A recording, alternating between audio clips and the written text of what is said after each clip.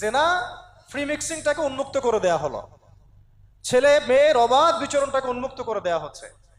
একটা চরম ক্ষুধার্ত মানুষদের সামনে যদি আপনি খাবারকে উন্মুক্ত করে রাখেন, এরপরে যদি কেউ জোর করে খাবার খেয়েও ফেলে, শুধু কি আপনি খাদকের দোষ দিবেন?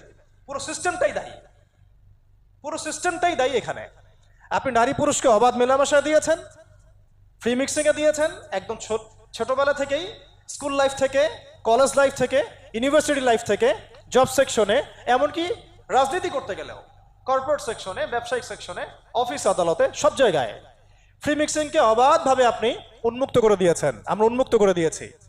এর উপরে ছড়িয়ে দিয়েছি পর্নোগ্রাফি। পর্নোগ্রাফি সবার ফোনে ফোনে। পর্নোগ্রাফি দেখতে থাকলে একটা মানুষ বাচ্চাকে না, কয়েকদিন পরে পশুর সাথেও জেনা করতে পারে। যদি সামনে দেখেন যে মানুষ পশুর সাথে জেনা করেছে, আপনার অবাক হতে পারেন, আমি অবাক হব না। কারণ পর্নোগ্রাফি মানুষকে পশুর সাথেও জেনা করতে শেখাবে। বাচ্চা তো কিছুই না।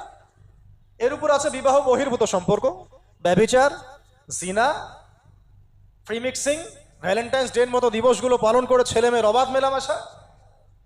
আর এই জেনাগুলোকে আমরা বলছি কাছে আসার গল্প, যেখানে ওর উপরে 100 বেত্রাঘাতের শাস্তি অলরেডি মজুদ হয়ে গেছে। আর কতগুলো যে জেনা হয়েছে এটা তো আল্লাহ পাক ভালো জানেন। একটা দুইটা তো করে নাই, একটার পর একটা চেঞ্জ করেছে। বিবাহিত ব্যক্তি পর্যন্ত অন্যের স্ত্রীর সাথে জেনা করেছে।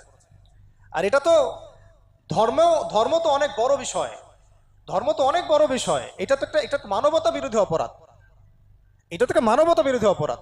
এখন সমস্যা কি এক কেন্দ্রিক? এটা বহুমুখী সমস্যা। ফ্রি মিক্সিং রেখেছেন, পর্ন চালু করে দিয়েছেন, এবং সবচেয়ে বড় কথা, এর শরঈ বিচারটুকু নিশ্চিত হচ্ছে না। তাহলে সমাজের মধ্যে এগুলো কমবে না বাড়বে? সিম্পল, সমাজের মধ্যে এগুলো বাড়বে। 6টা কাজ করেন, ইনশাআল্লাহ তাআলা কমে যাবে। প্রথমত, শরঈ পর্দা নিশ্চিত করেন। দ্বিতীয়ত, ফ্রি মিক্সিং বন্ধ করে দেন।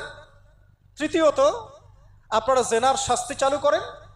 চতুর্থত, সমকামিতা বন্ধ করেন, সমকামিতা বন্ধ করেন, এলজিবিটি বন্ধ করেন। পঞ্চমত, ব্যভিচারের যে রজম শাস্তি চালু করেন, শরঈ বিধান চালু করেন, পর্ন সাইটগুলোকে বন্ধ করে দেন, এবং সমাজে তাকওয়া, নৈতিকতা শিক্ষাটাকে বাড়িয়ে দেন। দেখেন সমাজে জেনা কমে না বাড়ে।